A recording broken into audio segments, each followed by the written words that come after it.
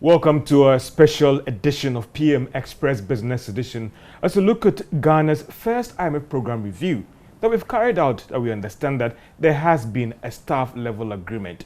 What is the mission chief for this program saying about the economy and what went into the assessment?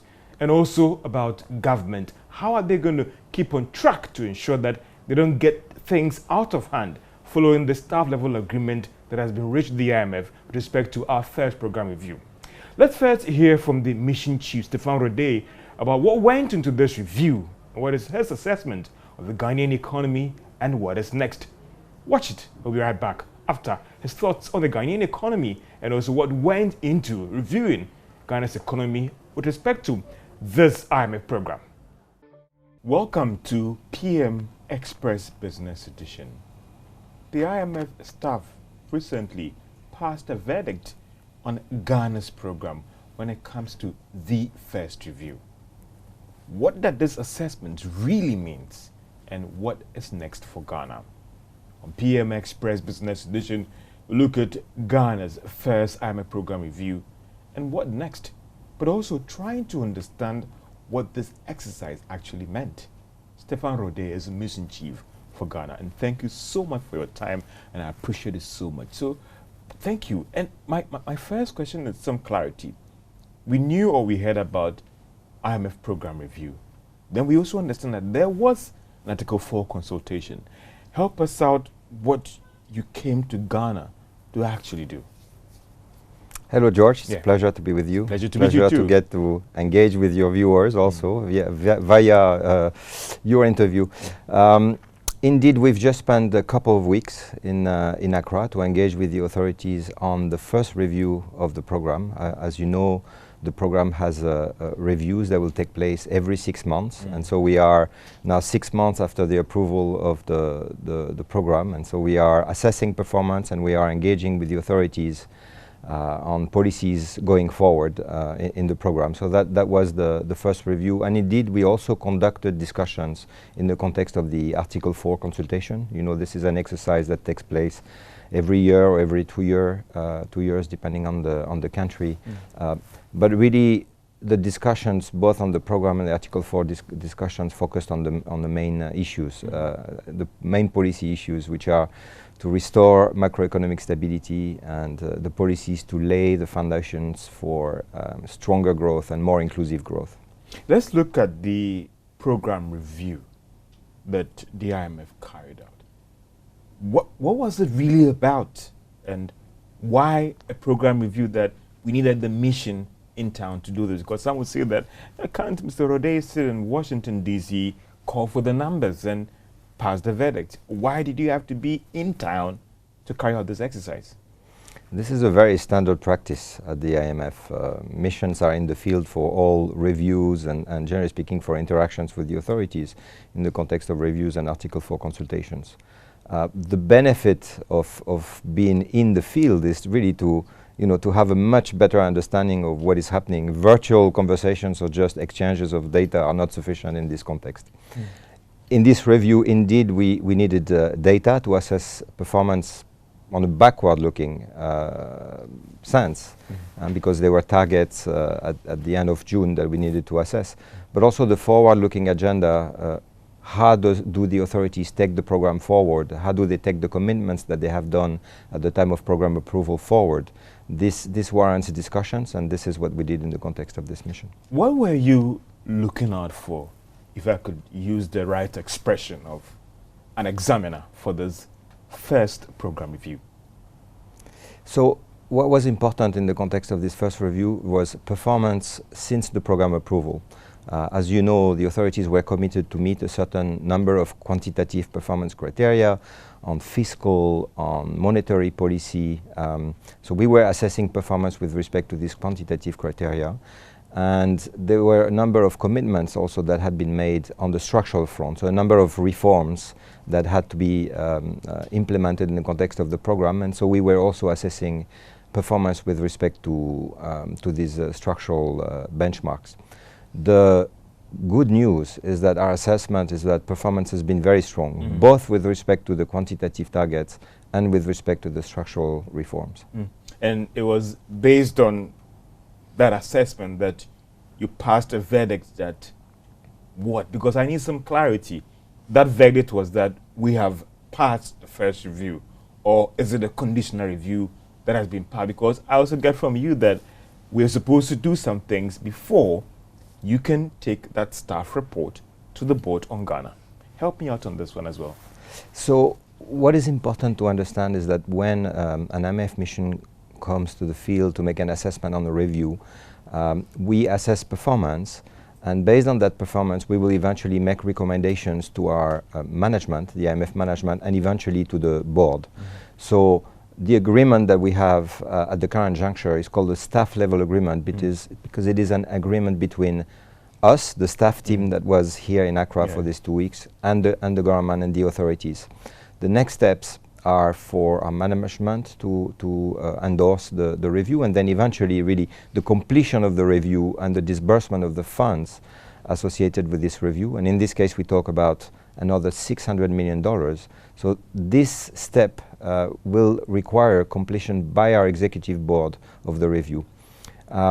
You asked about the conditions or what needs to be done going forward. For us to be able to present this review to our executive board, we need to have what we call financing assurances from official bilateral creditors. You will remember that for us to be able to present the program to our executive board back in May, we already needed a form of financing assurances, and we obtained them. The official creditor committee had committed to provide debt relief to Ghana in a way that is consistent with the program parameters, in a way that is consistent with the financing that is envisaged for the program, and also with the debt targets that the government is aiming to achieve over the medium term. At this current juncture, we also need financing assurances, but because progress is being made in the discussions, the type of financing assurances that we need to be able to move forward with presenting the review to the board entail an agreement on those terms of the restructuring that the government and the official creditor committee are discussing. So then can we classify this verdict of passing the first review as a conditional pass? I think the best way to qualify what happened this week is that we have reached a staff level agreement. The next step will be an executive board level completion of the program. You know, I think it's important to understand that the staff level agreement is a very significant milestone for Ghana. It was also a milestone when we reached staff level agreement back in December on the design of the program. Similarly, we are now at a stage where we have that staff level agreement with the government, and we will be looking at what is happening between creditors and the government to be able to move forward the review to the board. So I get from you that a staff level agreement is a staff level agreement, but for a lot of Ghanaians who are following this program, those are the questions that they are asking, that when Mr. Rode says a staff level agreement, and there are supposed to be certain things that should be met before the staff can go to the board. What does it mean when we asked about Ghana passing the first review? So what we call the completion of the first review will happen once the executive board has met and endorsed that review. For this to happen, again, we need to have progress with the official creditor committee on the debt restructuring. There does need to be an agreement there. Well, we'll be coming back to get some clarity on when you talk about the financial assurance and what does it mean or what form should it take. This is PM Express Business Edition. Stephen Rode is the mission chief for Ghana. We're trying to get some understanding about what is next for Ghana now that we have passed this, or call it the staff level agreement, when it comes to this first review. Be right back after this break.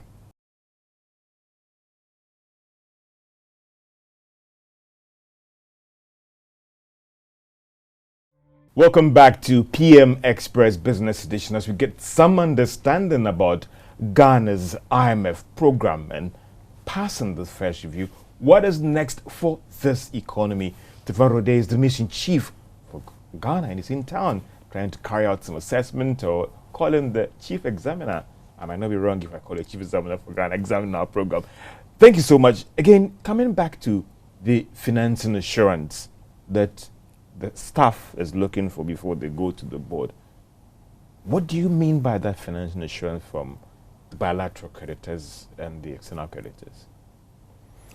Financing assurances are a form of safeguards for the IMF. To be able to lend to a country, we need to make sure that debt is going to be sustainable over the medium term. We need to make sure that the program is fully financed, that there is enough financing to close the financing gap in the economy. And so to do that, we need some assurances from the partners that are going to contribute to the program that they will indeed provide that financing. Mm-hmm. So in this case, it really means financing in the form of debt relief.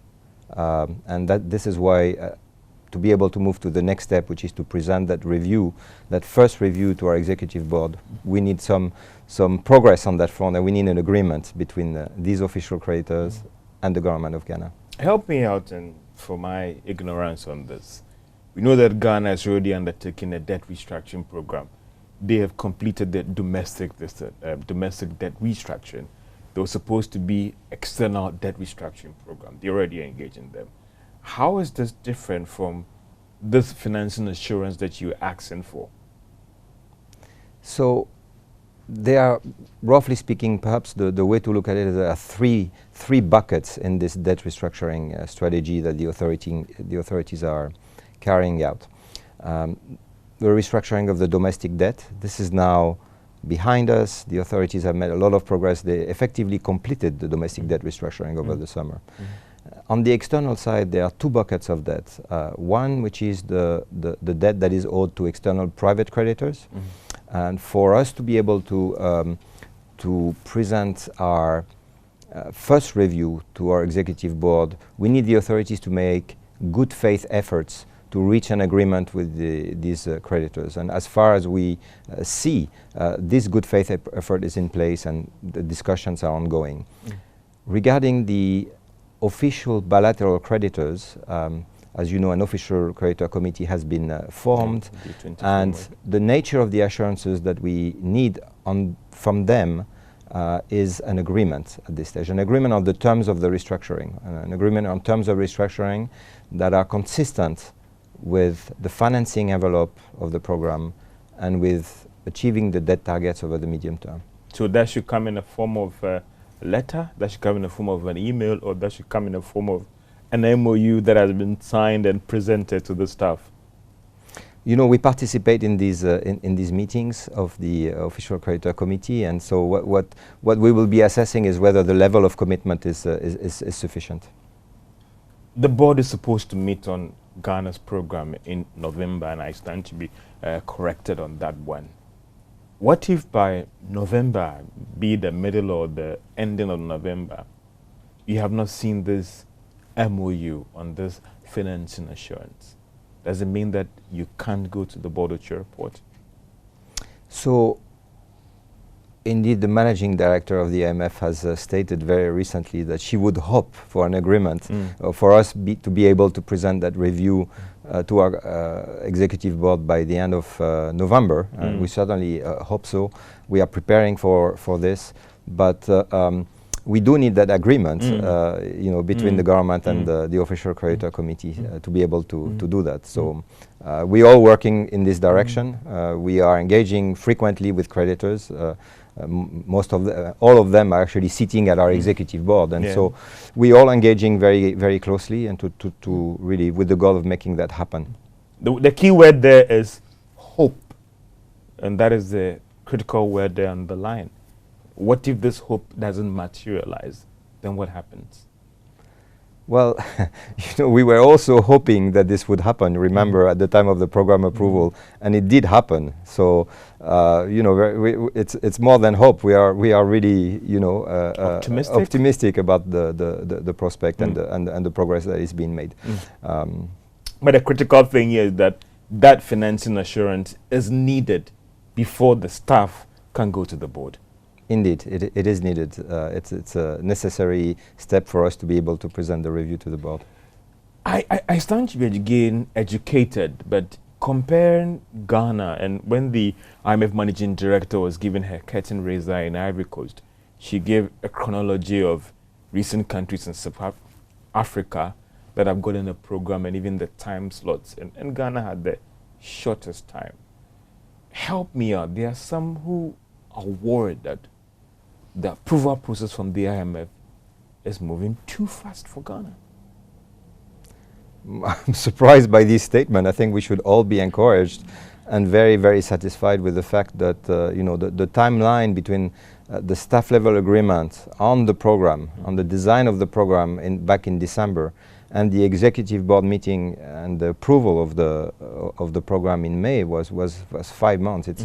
It was really great news. The fact that that timeline had been shrunk compared to other countries. We very much hope. Yeah, but that is the critical bit about the fact that compared to other countries, and for again mirroring the consensus of some in society, they thought that Ghana was at its lowest point compared to other countries where they were, and how the cycle and the progress and moved. I mean, 5 months. That is a record process. And some are worried again that is it not moving too fast? Like having a crash fiscal consolidation program, it could come with some serious shocks in the medium term. Are you talking about the financing assurances? No, I'm talking about the process of getting the program approvals, and when the MD gave the timeline for other countries, Ghana's one was quite short. And I look at how the program is moving, past review, they've passed, I mean, some would say that we should be excited for this development. Others also say that, are we not moving too fast? Like an organic growth of a bank enters the market a year, grows to become the biggest bank in the industry. Some independent actors will be worried by the sudden growth of that bank. So I am part of those people who think we should be excited about this, and I am very excited personally about this, because Ghana is making significant efforts to improve the life of its people. The economic and financial situations were extremely challenging last year, and so speed was of the essence. Speed was of the essence in terms of designing that program, agreeing with the authorities, bringing this program to our executive board, being able to make sure that the financial support was disbursed as soon as possible. And so all of that has been possible, and we are working very hard to make it even faster going forward. This is what we want to see. You talked about signs of stability. I stand to be corrected with that exact choice of words. What are the signs that the mission team or the IMF staff is seeing about the Ghanaian economy that other actors are quite skeptical that we are still not out of the woods? What do you mean when you say that you are seeing signs of stability about the Ghanaian economy after your assessment? So, indeed, we are seeing emerging signs of stabilization. And what we mean by that is that if you think about the economic and financial situation in Ghana last year, you had a very high inflation, 54% in December. You had a very large fiscal deficit. You had an external position that was such that international reserves were going down. You had economic activity that was slowing down. It was very difficult for Ghanaians, very, very difficult. The exchange rate was extremely volatile, depreciated a lot with a peak, I believe, close to 16 for the cedi to the dollar in November. Yeah. Very difficult situation. So what we mean by signs of stabilities are emerging, we mean that situation is improving. So we went, let's take the inflation. We went from 54% in December to 40% in August. It's a very significant improvement, and we certainly hope and project that things will continue to improve going forward. Take the fiscal position, the external position. Things are turning around thanks to the bold steps that are taken by the Ghanaian authorities, the government, the Central Bank of Ghana. Think about growth. We were projecting for this year 1.5% growth. What we see in the first half of the year is 3.2%. So even on that front, the situation is better than what we were anticipating before. So we are seeing clear signs of stabilization. This is what we mean by stabilization. That said, we are not out of the woods. Ghana is not out of the woods. Really? 40% inflation is still way too high. Because if you are seeing signs of stability, some say that, hey, hurry, let's make hay whilst the sun is shining. The situation is improving. It is improving significantly, but a lot of work still has to be done to fully restore macroeconomic stability. We don't want to see 40% inflation. The Central Bank of Ghana does not want to see 40% inflation. Everyone is working very hard to make sure that inflation goes back towards the central bank target over time to 8%. But we have to acknowledge that things cannot be resolved from one day to another. It takes time. But we are taking, we are very satisfied with the fact that we see the program working. We see that the macroeconomic outcomes based on the data that we see are consistent with an improvement.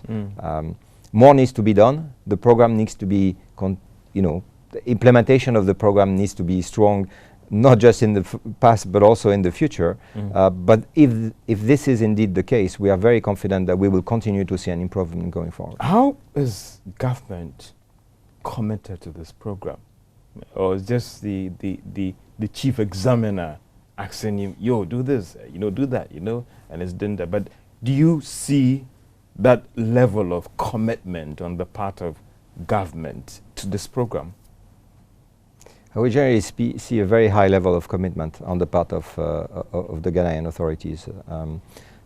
And this is translated into, as I was saying, an improvement in the macroeconomic situation. But that level of commitment, we see it also in the realization, the fact that they are meeting their objective both on the quantitative side and on the structural side. That backward-looking assessment and the fact that we see the performance has been very strong speaks to the high commitment of the Ghanaian authorities. This is PM Express Business Edition as we engage the IMF Mission Chief, Stefan, about the Ghanaian economy and the first review and how did it pass. But also when we come back, we'll be looking at the outlook for this program and also what are the safeguards that have been put in place when we talk about having a fiscal consolidation. It could come with some shocks. There's a program that the Ghanaian authority have requested for when it comes to corruption. How is it doing? Financial sector reforms. Well, this is PM Express Business Edition. We'll be right back after this break.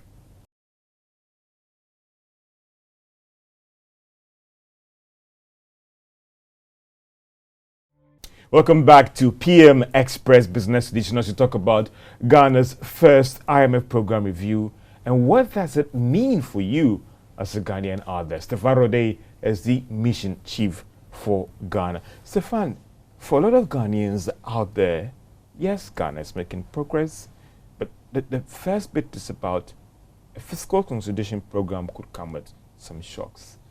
Are you satisfied with the safeguard measures being put in place to ensure that it lessens the shocks on Ghanaians? Some of you talked about LEAP. Some had argued that just for a minute of the population.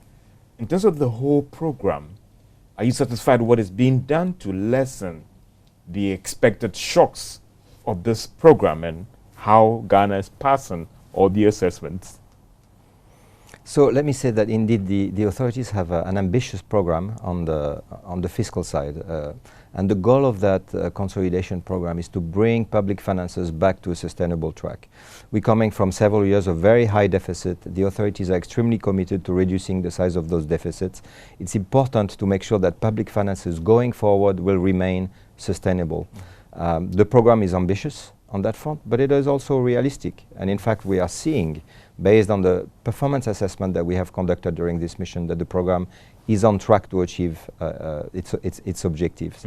But you are right to raise the question of the impact or the potential impact of not only this program but also the general environment with high inflation, the impact on the most vulnerable in the society. And let me tell you that the government is extremely committed to making sure that this program does not come at a very high cost for those most vulnerable. And so how is that being done? It's being done by ensuring that within the program, social spending on the key social protection program. You mentioned the LEAP, but there are others, the school feeding program, and other programs that are well targeted and that are really very important to limit the impact of the program on poverty, to make sure that not only poverty does not increase, but it actually reduces. So there is a lot of focus on that.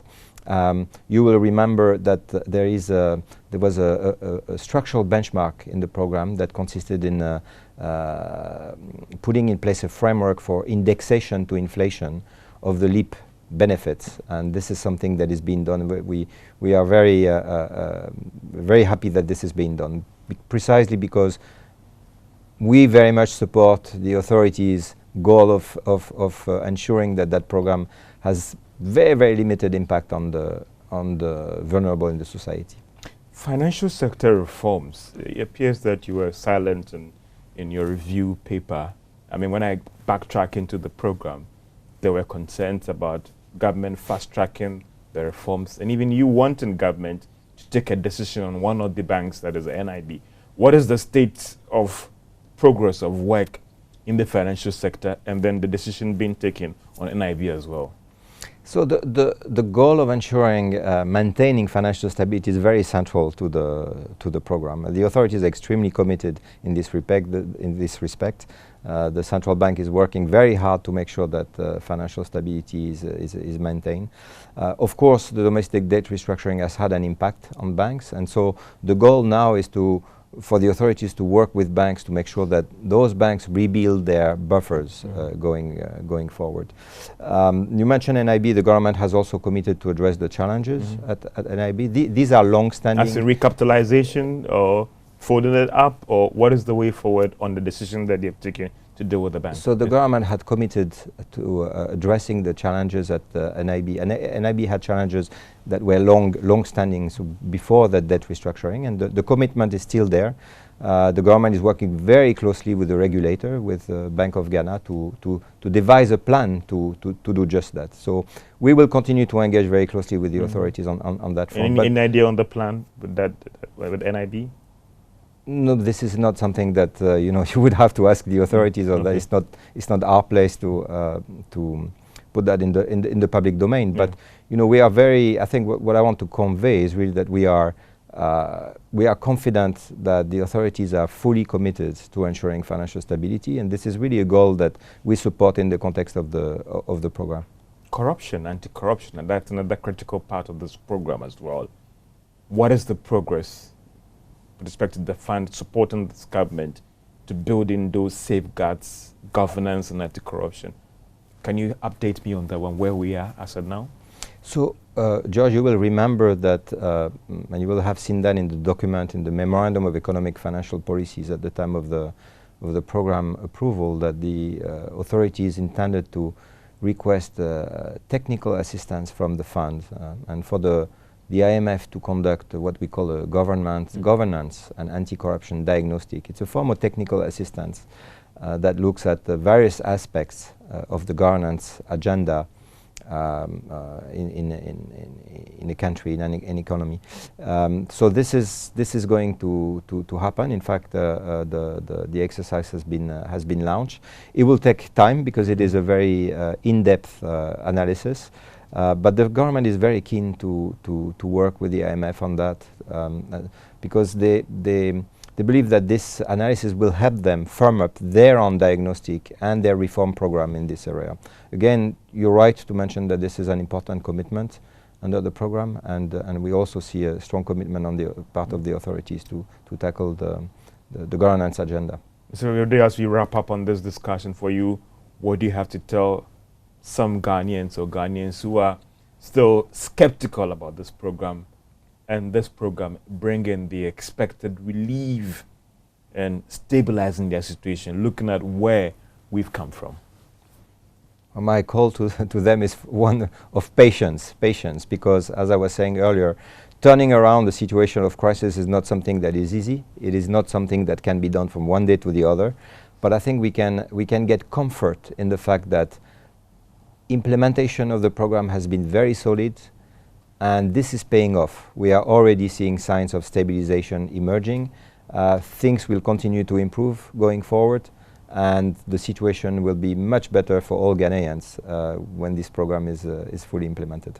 So we'll be looking forward to you and the board presentation and what will happen next for Ghana after November this year. I appreciate your time so much. This has been PM Express Business Edition, engaging the Mission Chief for Ghana, Stefan Rode, about his assessment of the IMF program and what is next. He believes that is on track. He believes that they are seeing signs of stability. Or am I right on that one? And let's see what happens.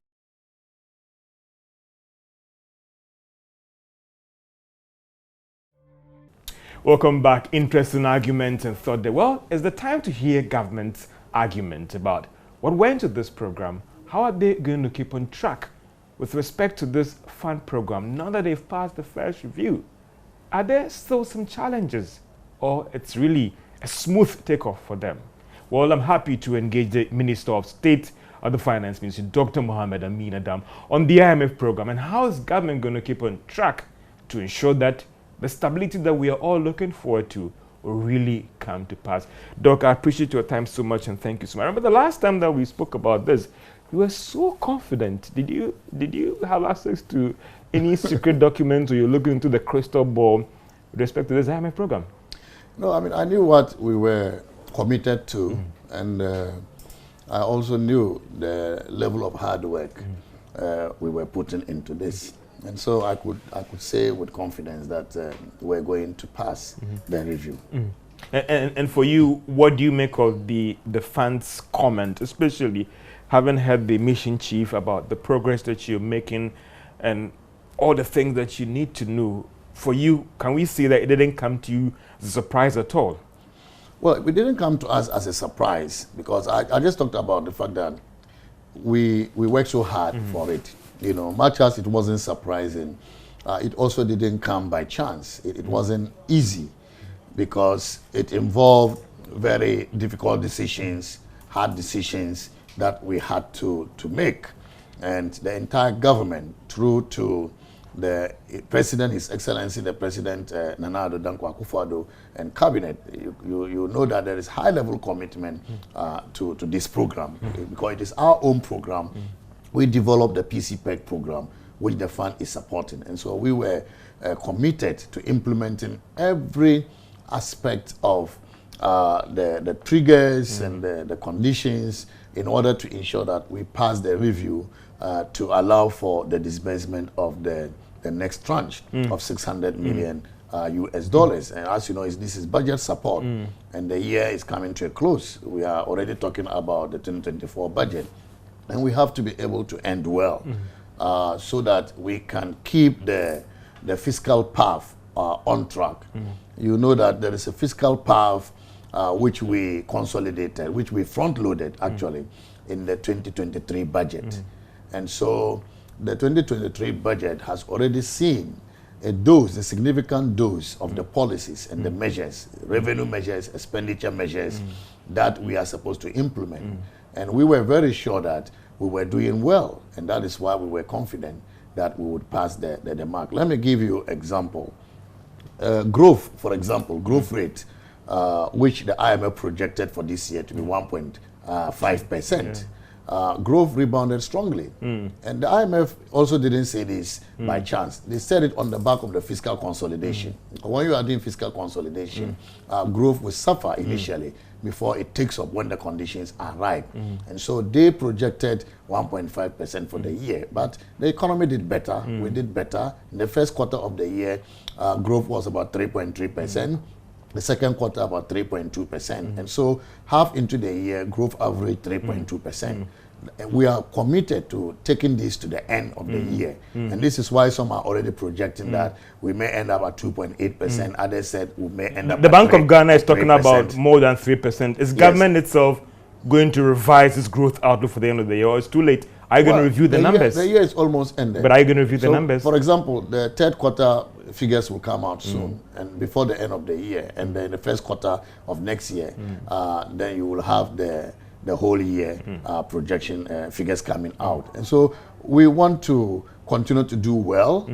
We want to continue to ensure that the growth sectors are doing well. We are injecting more resources, and this is why His Excellency the President approved a new growth strategy, so that we are not just achieving fiscal stability or macro stability. We are also creating jobs. We are creating incomes. We are building new growth poles, and that is what we are committed to do. And so our performance defies the IMF projection, defies the World Bank projection. But this is just about growth. But look at inflation also. Yeah. For example, Yeah. we have been on a inflation path, for some time now, coming from 54% by December last year, 2022. Today, it is still 38%. And so the disinflation path is being sustained. Yeah. We will continue to do what we can, particularly on food inflation, to ensure that inflation goes down further. Our target is to achieve a single digit by the time we exit the IMF program, 8 plus or minus. And looking at the trend, the way inflation is decelerating, we are very confident that we will achieve that target. Look at exchange rate also. It's been relatively stable. Okay, 54% depreciation in November last year. The whole of last year, 37% depreciation. But year to date, this year, it's 22%. If you take January out, you are talking about just 3.1% depreciation. So the city has been strong, it's been stable. We are hoping to continue on this stability so that we can create the macro framework, the enabling environment that will incentivize investment and growth. You've enumerated a lot of things, growth, inflation, and city. I want to still backtrack to the growth issue as well, that looking at the way things are going, are you going to revise your growth numbers for the end of the year? Or you still want to remain cautiously optimistic because all the indicators point to the fact, even the IMF itself, Stefan Rode has agreed that the IMF has to revise their growth outlook for Ghana from the end of year 1.2%. The Bank of Ghana is looking at doing more than 3% per their numbers. Is government itself going to revise its growth number for the end of the year? I mean, fortunately, we have statutory periods for revising our numbers. The mid-year, is statutory, it's provided by law. And that is the time during which we do a review of the budget. And then if there is need to revise some of the figures, we do that. But until that, we have to go to the end of the year. There are these agencies like IMF, World Bank. They can do their reviews quarterly, at will. But we have the statutory period within which we can review the budget. So we don't have that mandate to do that, and we will continue to do the best that we can to ensure that the end year outcomes are more favorable than we had anticipated. But it's likely that you might overrun your initial projection that you put out, looking at the way things are going. Yeah, I mean, if you look at the trend, the first quarter and the second quarter, and then also given that we have a new growth strategy which is going to add impetus, we expect to do far better than some are excited about the growth numbers as you spoke about, but there are some who are also worried about the jobless growth and the critical sectors of the economy that are supposed to propel this whole beneficial growth. We are not seeing that. What is government going to do to deal with some of the concerns about growth doing well, but the jobless growth and the critical sectors like manufacturing not doing that well? Well, I have a difficulty when people say jobless growth. Yeah, you don't agree with them? Because what is growth? We are growing and jobs are not coming. We are growing the economy. Yeah, okay, the jobs are not coming. Industries are expanding. Yeah. Unless you want to say that when they increase the level of activity, they want to use the same number of people to achieve that. Yeah. There may be room for additional hands to be able to step up, their work. Manufacturing, for example, in the services, for example. If you look at the first quarter growth, it was largely on the back of services. Yeah. Okay, why services? Because government had recruited a lot of people into the security agencies, into the civil service, and so there was recruitment. There were jobs associated with that growth. In the second quarter, 6.3% services again, okay, and then another 6.2% agriculture. Don't forget that agricultural productivity has increased. Don't forget that government has launched the second phase of the planting for food and jobs, and so farmers, are going to become more active. So I have difficulty when we say jobless growth. But if you want to see more jobs pronounced through growth, you have to be able to sustain the level of growth. And this is why we are determined to sustain the growth. To ensure that as many jobs as possible. The fact that IMF programs are mostly on macro stability is the reason why we have approved a new growth strategy, so that we can ensure that we are growing, but we are also creating jobs at the same time. The manufacturing was not doing that when that's where the concerns are. Yeah, but manufacturing is not the only, creator of jobs. Agriculture is actually the mainstay of our population. I mean, the services sector, you are talking about administration, you are talking about the hotel industry, they are all job-creating industries. And we think that being able to create jobs across board is the focus of government. Inflation has, and interesting that the numbers have come out, has been on that sustained path of decline. First, let me take your thoughts about what do you make of these numbers, on the inflation numbers. Well, the numbers are consistent with the monetary policy of the Bank of Ghana, but are also consistent with the development on the agricultural front, because you have non-food inflation and you have food inflation. The Bank of Ghana has been using a monetary tightening, and you know that they've been raising the monetary policy rate in order to contain inflation. Last month they maintained the policy rate because of the disinflationary effect that we are seeing on the inflation numbers. And so the Bank of Ghana monetary policies are working. But the other side, why we saw inflation higher was on the food inflation. Because if you disaggregate the food inflation, then you had imported food being attributed to more of the increase in the food inflation. Because why not? Globally, food prices had increased because of high inflation, also because of Russia-Ukraine war. Grains from Ukraine were not getting to the market. India, for example, decided that they were not going to export rice and other commodities to other countries, And so because of all this, food prices globally increase. And if you are importing some of the food that you consume, you certainly would have imported inflation. And so that alone was more than 60% of the food inflation basket. Okay. Fortunately for us, the farming season has been good.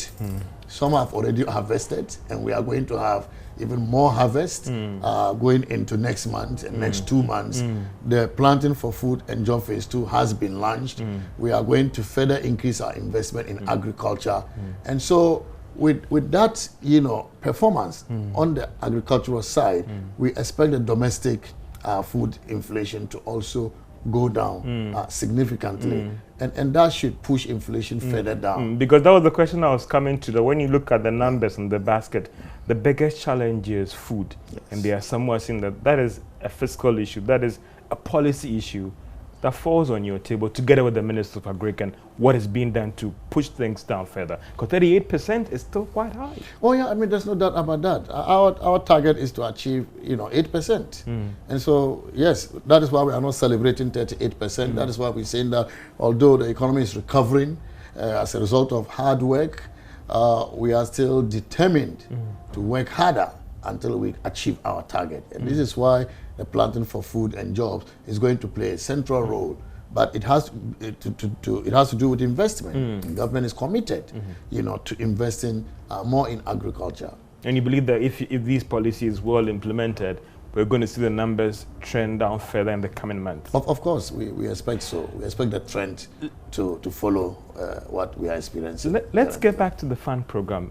There's another hurdle you need to close, even though you have seen this conditional approval, some may describe it that. Securing that financing assurance from external bilateral creditors. Do you think you can do this thing before the board meeting next month? When we were going for the fund approval of the program, you were very pessimistic about whether I was just asking normal questions. We were going the to concerns that everybody will have about this whole program. Yeah, but really, it wasn't only you. Yeah. I listened to many other people, including the minority. Wasn't they justified for what is happening in the economy to express those concerns? They all said that we were not going to get the approval. And even if we got the approval, disbursement was not going to happen until 3-4 months later. But, well, I wouldn't say they wished the country bad or they wished government bad. You know, this is a liberal society, and so people can express their opinion. But that really does not distract government because we are here to do a good job for the people of Ghana, and we are not going to relent. And so the pessimism that greeted the financing assurance at the time we went to the board for the program approval is the same pessimism that is being expressed by you and others. And I want to assure you that we are going to achieve the financing assurance and then get the board approval, and then the next tranche of disbursement will happen. What is feeding the minister's optimism? Because again, not just about the first program or the first happenings, but also people want to look at other countries, the Zambia example and all the rest, and how all these other countries have struggled. And so maybe our pessimism is fueled by what has happened to other countries, and maybe Ghana will not be treated as a special child when it comes to this. I want to take you back to the program approval. Again, before we got the financing assurance at that time, it had taken Zambia about 2 years or more to get their financing assurances. It had taken Sri Lanka 7 months or so to get their financing assurances. Chad had not gotten it, Ethiopia had not gotten it, but it took us 5 months to get our financing assurances. So we are not the same, you know, as other countries. We certainly have different contexts, and the way international financial institutions view countries is not the same.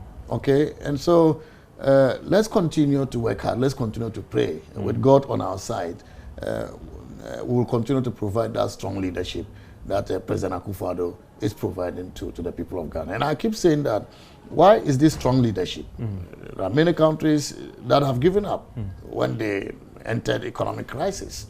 We have not given up. Even against statement we made that we're not going to the fund. Yeah. So now you've gone. And we had to go to the fund. Some would say that what is happening right now shows that you should have gone to the fund earlier. But that is a strong leadership. Strong leadership is to say, I want to do something. But when you are faced with circumstances beyond your control, it doesn't matter. Even if it is humiliating, it's part of leadership. But at the end of it all, when you have taken bold decisions, when you have reversed your earlier decisions and the outcome is good and beneficial for the people of this country, they will say that you acted well and you acted in good faith. There's some, but again, I'm sorry to take you, but I want to say that looking at what we are seeing right now with this fund program, some would argue that then it begs the question about the delay in taking that decision to take this fund program. Well, I mean, it's always better late than never, okay? And then also taking the decision at the right time. I mean, we thought that was the right time to take that decision.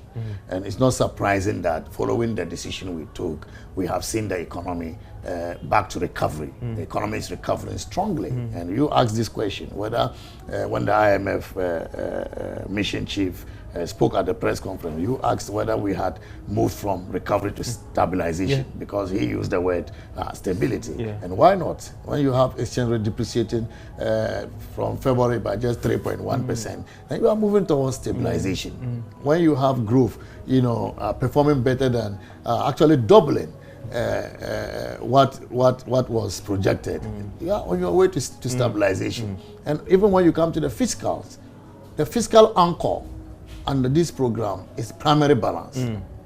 By half this year, we were supposed to have recorded a primary deficit of 0.4% of GDP. We recorded a surplus of 1.1% of GDP. The economy is showing resilience, and we are showing that we are moving from recovery to stabilization. Don't you think that? And so it won't be long. Over the next 2 years, the economy will be stable, okay, because the right decisions have been taken, and then we have worked so hard to implement those decisions, and the environment, the enabling environment that will bring us back to the pre-COVID period, where investment levels were very high, not just government investment, but also foreign investment. We are going to see that coming back. Honorable, don't you think that the fear and the concern here is about this thing about whether we are stable or not? It's feeding into complacency among government then. Oh, but if the figures show that, why will you say it's complacency? That there's still a lot of work to do to get out and bring us to the pre-pandemic levels. We've acknowledged that, and I want to repeat, we are not out of the woods yet. Okay, we have turned the corner, but it will take us more work, more hard work to come to complete the turning of the corner. You understand the point? Yeah. And this is why we are not going to relent. Okay, it's a cycle. So when you have turned the corner, you need to be able to end the journey, and we will take it. I'll be coming back to find out from you, what is government doing to stay on course when it comes to this fiscal consolidation? Also, what is the status of the Eurobond discussions and all these external partners when it comes to our debt situation? This is a special edition of PM Express Business Edition, as we are engaged the mission chief for the IMF and also the Minister of State of Finance, Dr. Mohamed Amin Adam, on the fund program, and also what are things being done to keep the economy on track so that all the fiscal consolidation and the stability that we are looking forward to will indeed come to pass. We take a short break and we will be right back.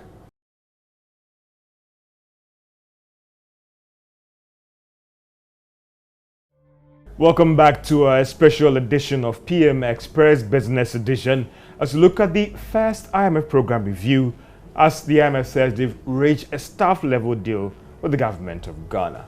What is government doing to ensure that they stay on track so they don't get out of hand, and that stability that we are all looking forward to will indeed come to pass? I'm engaging the Minister of State at the Ministry of Finance, Dr. Mohamed Amin Adam, for this special edition on PM Express. Doc, also there's Eurobond, also there's external creditors as well. How are those discussions going, and can we reach a deal on that one? I mean, I can see the level of interest you have in the discussions with our external because creditors. the impact on our of course, projects, road projects and all the rest, so a lot of people are worried. Of course. I mean, we know this and we understood the implication when we declared a debt standstill, you know, but it was all, you know, in the interest of our country. Okay. And this is why, as far back as May, we had presented an offer to our creditors, which detailed out debt restructuring scenarios, you know. But negotiations between two parties, if wishes were horses, we will end the negotiation today. But what we need for the IMF approval is the MOU, okay, and not actually the completion of the negotiation. I mean, I need to explain this so that people understand that if we say that we need to reach an understanding, you know, to have a deal, it doesn't really mean that negotiation should complete. Once we agree to have an MOU, which will then kick in, you know, the negotiation, formal negotiation, then we have passed the mark, you know, for the disbursement to take place. I'm not able to tell you the details of the discussions because discussions are ongoing. Okay. And so I'll just urge that you wait a little for us to get information, official communication from the Paris Club. Then at that time we can discuss the details. So that's what I'll say. But from the grapevine, I hear that it's going well. It could be happen before the close of this year, and that's what I've picked up. I mean, our expectation is that this is ended before the close of this year. But as I said, negotiations are between two parties, and it may not be good for me to spill the the bean. Oh no, but there have been a lot of speculations out there.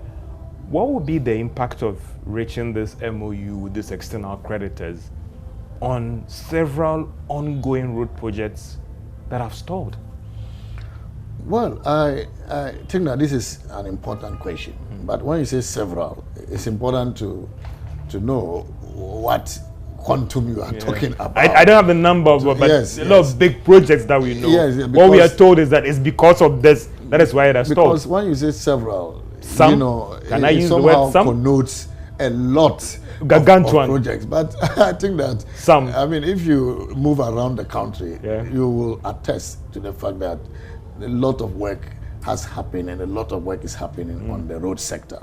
You know, the road projects that are stalled are those that are funded by donors, but not all donors, you know, because the World Bank is not included in that. I mean, what we call multilaterals is not, it is usually the official bilaterals, you know, and then also the commercial creditors. So that is why I was questioning you on the use of the word several, because even most of the donors, if you look at the foreign funded, the profile of foreign funded road projects, the multilaterals dominate, the World Bank and the other Africa Development Bank, they dominate. And so we need to put that in proper context. But to tell you when will depend on when the negotiations are completed. Okay. And if we are saying that we expect that to be completed by the end of this year, then that is probably the time some of those projects will resume. But don't take it away from the fact that even when we reach an understanding and an MOU is signed, you know, some donors may decide that, look, let's go ahead. Yeah. So you can't tell, and this is why I don't want to speculate. And so it's more of an expectation than speculating. There are concerns about keeping on track. And the biggest elephant in the room, some will say, is elections. How committed is government to this program to stay on course, being prudent with expenditure, going forward, and all the rest to ensure that you still stay on course and that stability that we are looking forward to is fast track? Because the fear of a lot of people out there is that 2024 elections, government cannot afford to look at things normal when you also have to stay in power.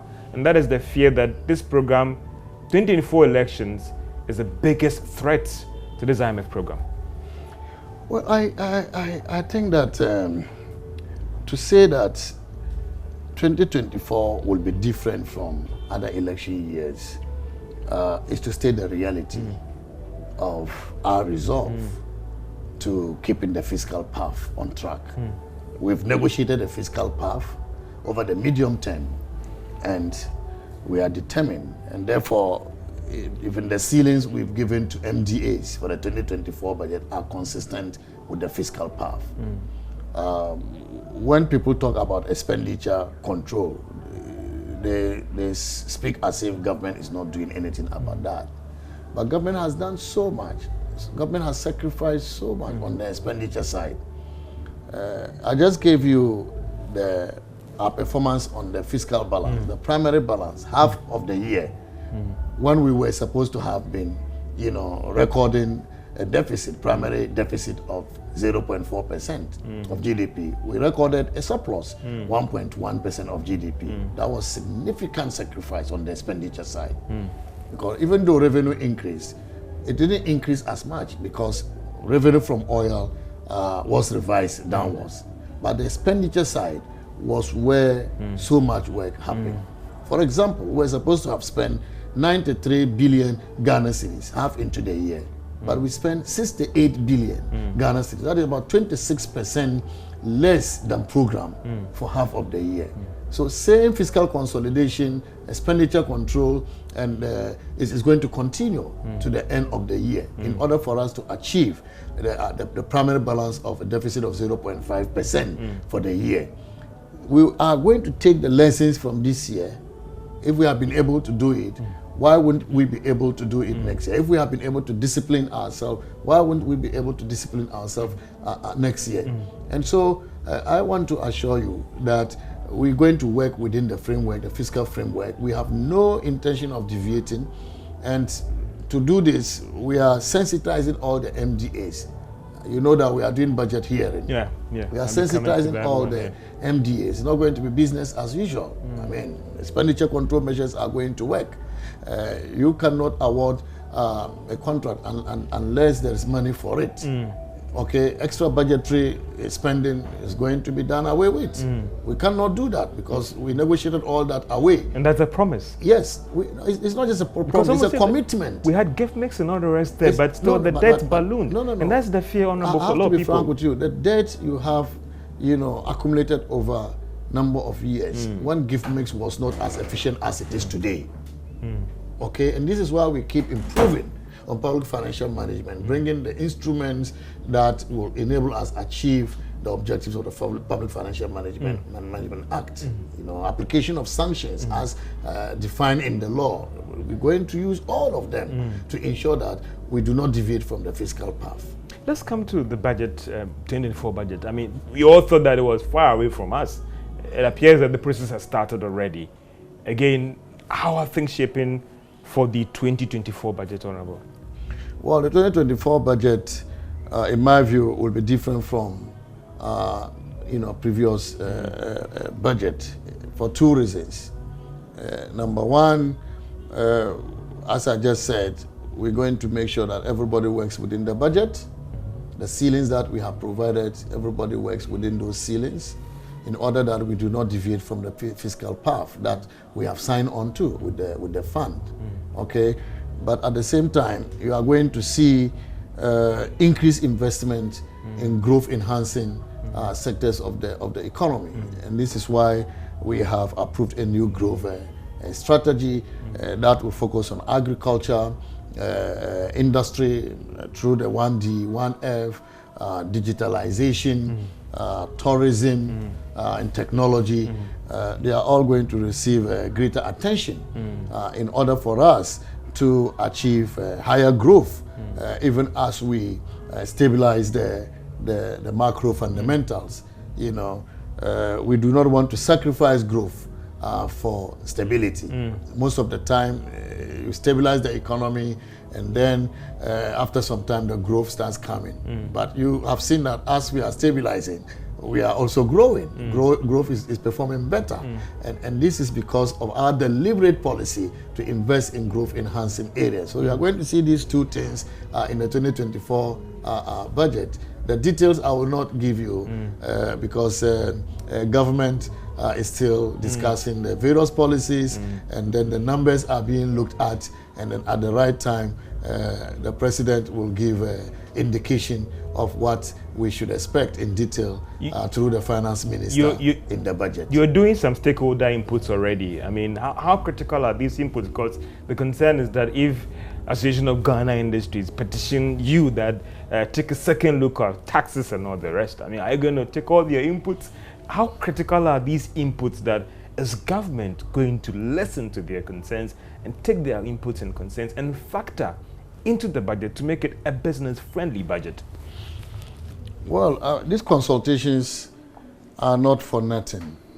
Okay, these consultations are usually to discuss with stakeholders what government is planning to do, what government intentions are, but also to hear from them, to get ideas from them, new perspectives on how we can grow our economy and develop our country for our people. I mean, we are all stakeholders in the development of this country.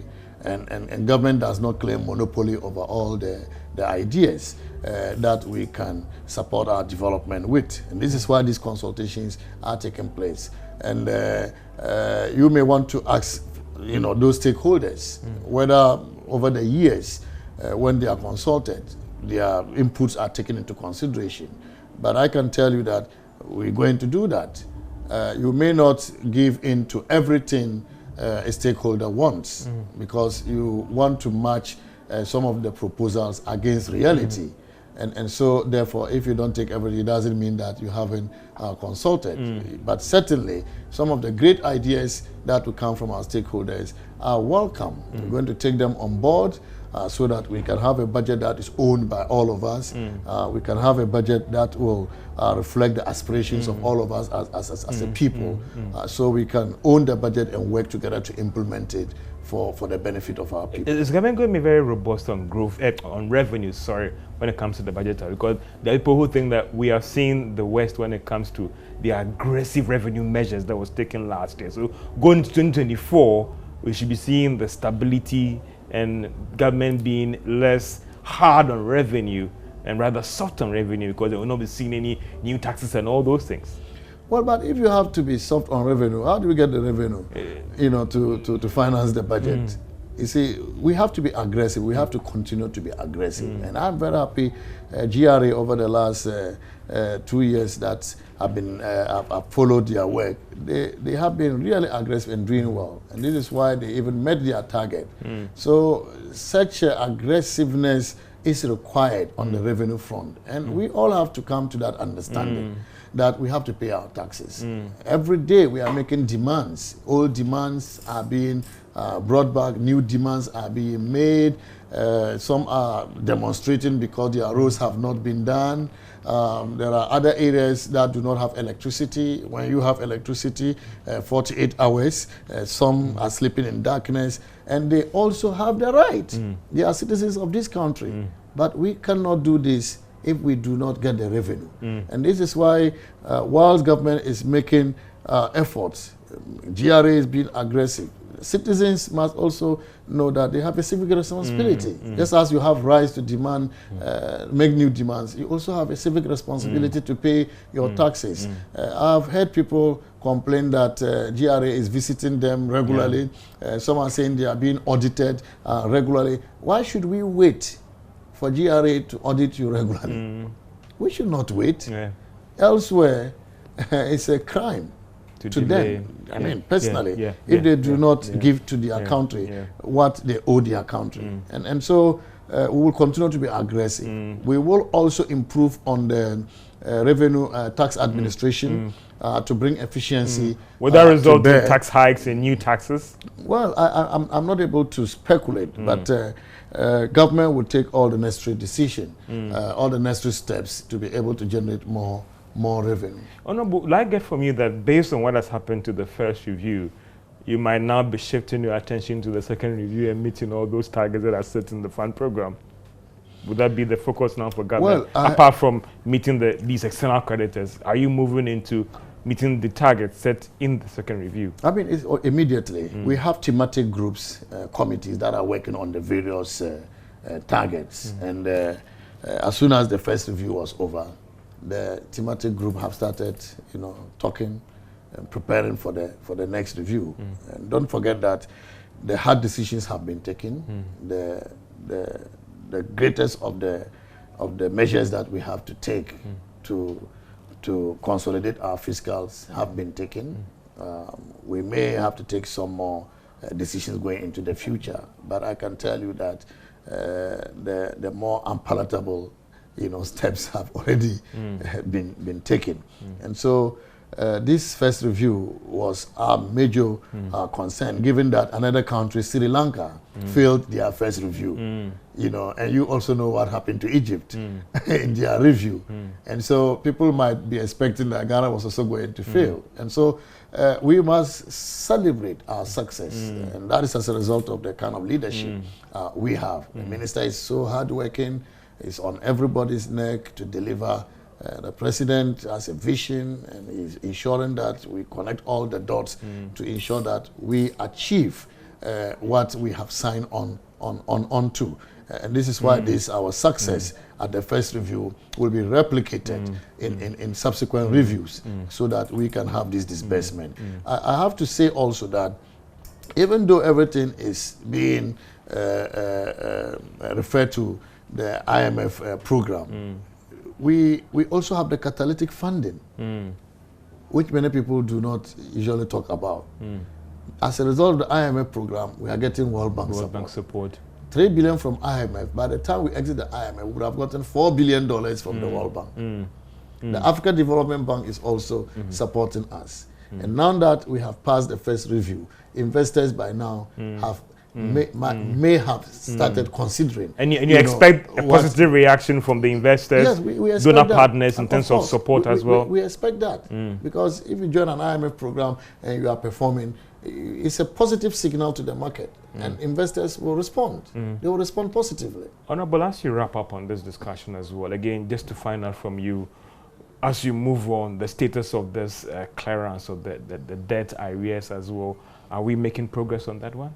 Oh, we certainly have made progress because we are paying some of the arrears, and then also under the fund program, we have developed an arrears clearance plan, you know, that detailed out how much arrears will clear every year for the next 5 years, and we are following that. The minister appointed me to chair the committee on the clearance of arrears, and the committee has been meeting and discussing all the strategies we need to put in place to ensure that the arrears clearance plan is implemented effectively.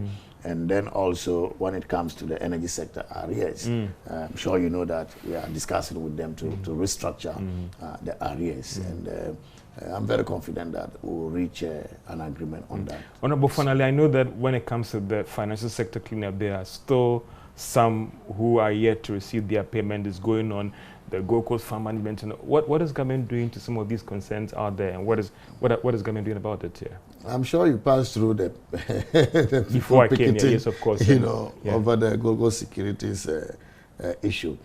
Well, this matter is in court, and I don't know if I'm competent to speak on that. Yeah. What I do know is that the Securities and Exchange Commission is involved in this matter, and under the direction of the Minister for Finance, I've invited the leadership of our citizens, our compatriots who are picketing, for a meeting tomorrow, so we can listen to their concerns and engage SEC and all other relevant agencies to see how we can bring a solution.